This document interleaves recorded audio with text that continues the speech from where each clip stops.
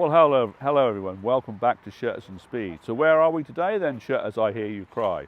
Well, as we say here in Norfolk, we'll run them their titles, boy, and then we'll get into where we are today and what we're going to do.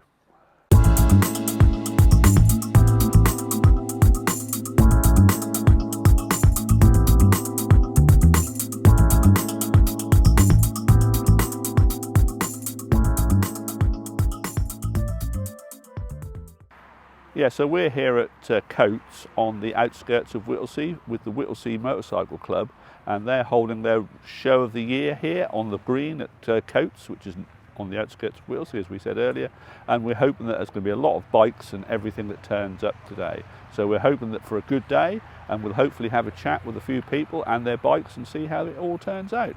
There are actually quite a few bikes turning up as we speak. I've got here nice and early, and hopefully we'll go around, have a look at the bikes and hopefully have a chat with some of the owners.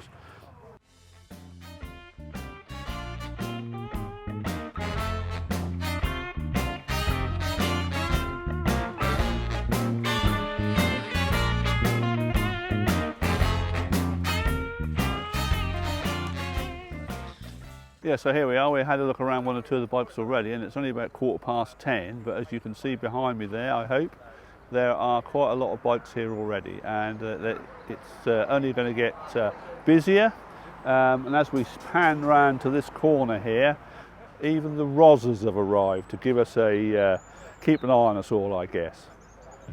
Right, so I'm here with my good friend Jonathan, who's got this beautiful Yamaha RD 350 here, which is just fantastic looking, and I thought we'd have a quick chat with Jonathan about this bike and the background to it. So off you go. So yeah, I acquired the bike in 2005. My brother brought it off someone at work. It's the bike I'd always wanted when I was 17 but couldn't afford the insurance. So yeah, I pestered him, and luckily he agreed to sell it to me for the massive sum of £800. Back then, two-strokes, people weren't really interested in them. They were basically being given away, so I kind of lucked in there. But it was a bike I always wanted. I rode it as a sort of a daily rider for a few years. It got parked up in the garage in about 2011, and it sat there for a good chunk of time. And in the last 4 years, it had a sympathetic restoration, a very light rebuild, and back on the road. But yeah, I'm not planning on parting with it anytime soon. Well, that's fantastic to hear. And is it the only bike that you own? No, I own 4 bikes. Yeah. This is my sort of hobby bike. Yeah. It comes out on nice days. Do a few hundred miles on it a year. But I've got a Bandit for sort of a daily rider, an off-roader, and I've also got a little RXS that's a project bike. That's in a box of bits at the minute, so that might be out next year. Yeah, okay. Well, thank you very much for coming on the channel and having a chat with us, Jonathan. You're That's welcome. great. Thank you. Thank you.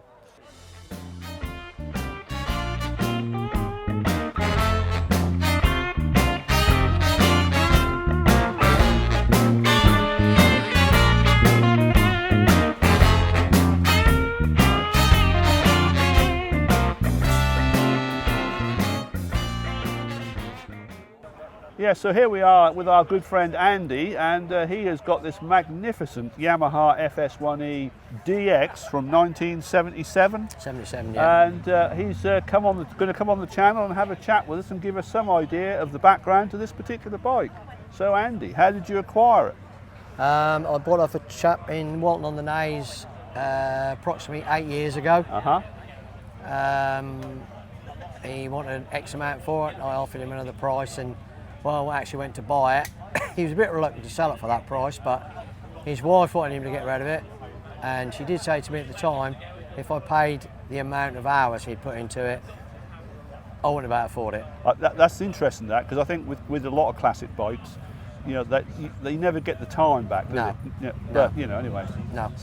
Having said that, I offered him a price, and he said, mate, you can have it for that price, but 2 things. He said, please look after it, because he said, I have. He took me to several shows and won several prizes.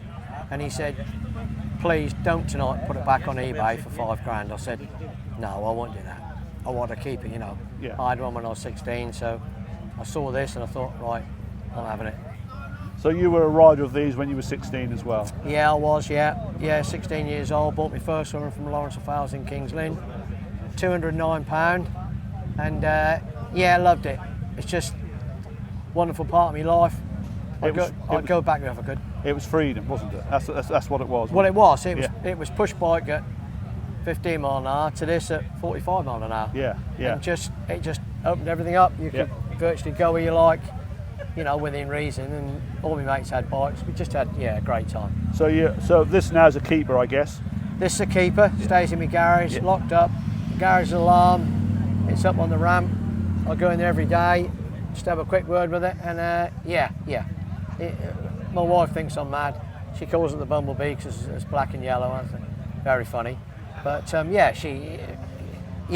keeper. Absolutely, absolutely. You know. Well, I don't blame you, and I, you know, as ever with these things, you know, although obviously you're the owner, you're also going to be a custodian to it, and hopefully at some point in the future that'll move on to somebody else who'll enjoy it just as much as what you've had. Well, the interesting bit about it is my children, my son and my daughter, neither of them want it. In fact, my daughter laughs at it when she sees it. She knows it's worth a bit of money, but you know, people say, oh, it's worth this, it's worth that, but to me it's just worth a fortune. Yeah, And I don't want to sell it, so I shan't be selling it. So the fella who looks after it for me, Andy Stimson, who obviously is running this today, great friend of mine, it'll be his. The only unfortunate part about it is he's not that far behind me in age, so we'll see. Yeah. Well, anyway, thank you, Andy, for having a chat with us about this wonderful machine. Yeah, thanks very much. You take care.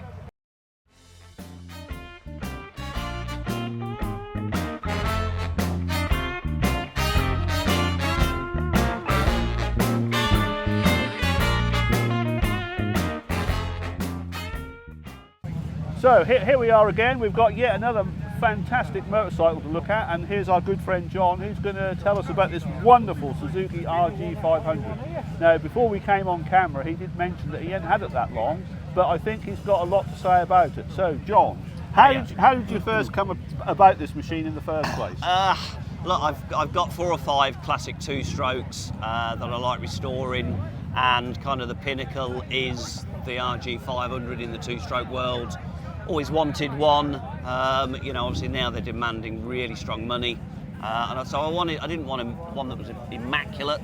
I wanted one that I could do a bit of work on, so I picked this up a couple of weeks ago.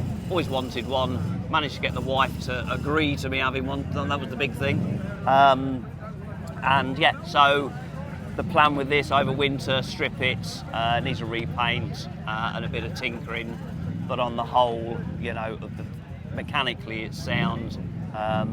So yeah, you know, and it's just amazing. It's an amazing bit. Yeah, I'm sure it is. I mean, I was a 2-stroke nut back in the day, and you know, this is something that we all looked to own, but never could afford probably at the time. Yeah. But now, of course, we can. So once you've done all that work, I'm in no doubt that this will be a keeper. It will. Yeah. You know, it's, as I was saying earlier, you know, the British bikes, you know, the people that rode those back in the day, you know, they've got to the age now where some of them, you know, my dad's got a BSA, you know, he can barely start it, you know, it's, so the 2-stroke scene, the likes of me, you know, just the wrong side of 50, you know, we grew up with these, they're becoming more popular, I think they're only ever going to go up in value, so yeah, so this is a keeper. Absolutely. Like all the others. Yeah. Well, thank you very much for No, coming you're on more the than chat welcome. and having a chat with us. Thank you. All right, thank you.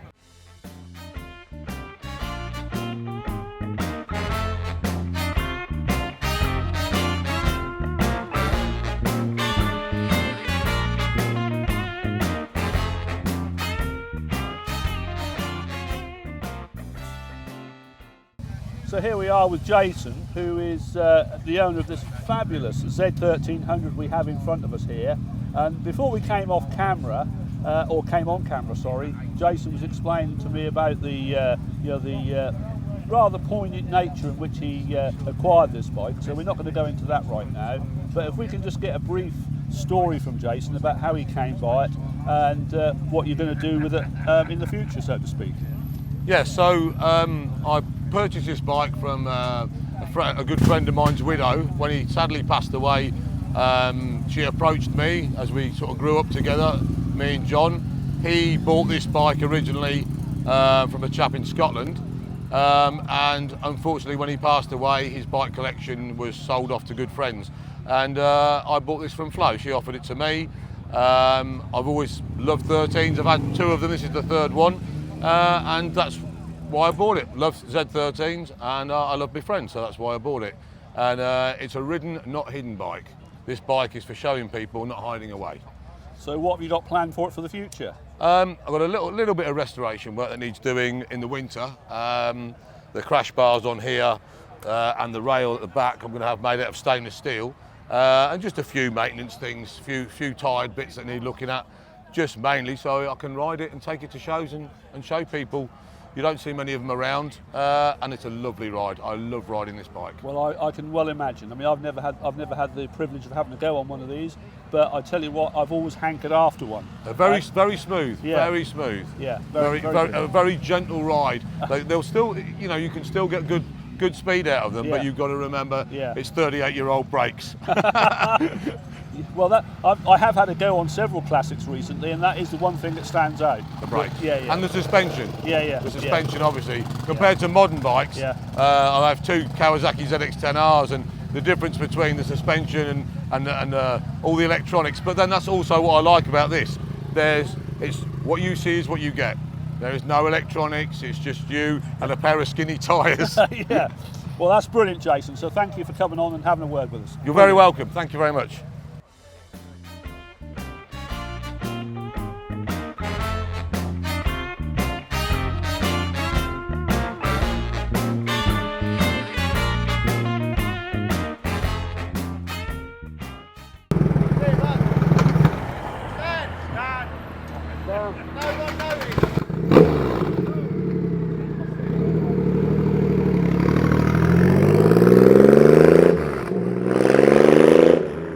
Yeah, so here we are with the chief man himself, Mr. Andy, who is responsible for this beautiful day out we've got here today.